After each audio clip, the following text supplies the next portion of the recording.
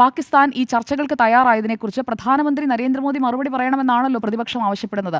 ആ ആവശ്യപ്പെട്ടതനുസരിച്ച് ഇന്നലെ തന്നെ ആ മറുപടി കൊടുത്തു കഴിഞ്ഞു. ഇന്ന് വീണ്ടും ആവശ്യപ്പെടേണ്ട കാര്യമില്ല. യഥാർത്ഥത്തിൽ ഇന്നലത്തെ പ്രസംഗം പൂർണ്ണമായും ഒന്ന് ശ്രദ്ധിച്ചാൽ അത് മനസ്സിലാകും. പാകിസ്ഥാൻ പരക്കം പായുകയായിരുന്നു. ലോകമെമ്പാടുമുള്ള ആളുകളുടെ അടുത്ത് ചെന്ന് കെഞ്ചി പറഞ്ഞു എന്ന് പറയുമ്പോൾ അതിൽ ഡൊണാൾഡ് ട്രംപും ഉണ്ട്, അമേരിക്കയുണ്ട്.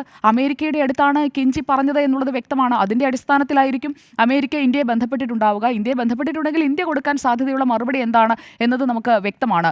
പാകിസ്ഥാൻ ആദ്യം വിളിക്കട്ടെ എന്ന് പറഞ്ഞിട്ടുണ്ടാകും. അതിൻ്റെ അടിസ്ഥാനത്തിലാണ് പാകിസ്ഥാന്റെ DGMO ഇങ്ങോട്ടേക്ക് വിളിച്ചത്. 3:35 ആ സംഭാഷണം നടക്കുന്നത്. പാകിസ്ഥാൻ എപ്പോഴാണ് ഈ ചർച്ചകൾക്ക് തയ്യാറാകുന്നത് എന്ന് കൃത്യമാണല്ലോ. പാകിസ്ഥാന്റെ ഇൻഫ്രാസ്ട്രക്ചർ പൂർണ്ണമായും നശിക്കും എന്നുള്ള ഒരു തോന്നൽ ഉണ്ടായപ്പോഴാണ് പാകിസ്ഥാൻ ഈ ചർച്ചകൾക്ക് തയ്യാറാകുന്നത്, അല്ലെങ്കിൽ പാകിസ്ഥാൻ ഇനിഷ്യേറ്റ് ചെയ്യുന്നത്. അല്ലാതെ ഡൊണാൾഡ് ട്രംപ് ഒരു മധ്യസ്ഥത നടത്തി ഡൊണാൾഡ് ട്രംപ് ആദ്യം തന്നെ ഇന്ത്യയും പാകിസ്ഥാനെയും വിളിച്ചുവെന്ന് ഞാൻ കരുതുന്നില്ല.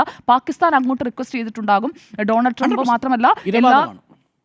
ട്രംപ് മാത്രമല്ല എല്ലാ ലോകരാഷ്ട്രങ്ങളുമായും ബന്ധപ്പെടാൻ പാകിസ്ഥാൻ ശ്രമിച്ചിട്ടുണ്ടാകും. അതൊന്നും അവർക്ക് അഡ്മിറ്റ് ചെയ്യാൻ പറ്റാത്തത് കൊണ്ട് ഡൊണാൾഡ് ട്രംപ് ആദ്യം തന്നെ ഒരു പോസ്റ്റ് ഇടുന്നു. അതിന് മിനിറ്റുകൾക്കകം ഷഹബാസ് ഷെരീഫിന്റെ എക്സ്പോസ്റ്റ് വരികയാണെന്നേ, ഡൊണാൾഡ് ട്രംപിന് താങ്ക്സ് പറഞ്ഞുകൊണ്ട്. അതിനുശേഷമാണ് നമ്മുടെ ഇവിടെ വിക്രം മിസ്രി വന്ന് വെടിനിർത്തലിനെ കുറിച്ച് പറയുന്ന ആ വാർത്താ സമ്മേളനം, ഒറ്റവരി ബ്രീഫിംഗ് നമ്മൾ കാണുന്നത്. അപ്പോൾ ഇന്ത്യ കൃത്യമായി ഇന്ത്യയുടെ ഉദ്യോഗസ്ഥ തലത്തിലും സൈനിക തലത്തിലും ഒരു ഫ്രെയിം വർക്ക് ഉണ്ടാക്കിയിട്ടുണ്ട്. പ്രധാനമന്ത്രി അല്ല ആദ്യം മുതലേ കാര്യങ്ങൾ വിശദീകരിക്കുന്നത്.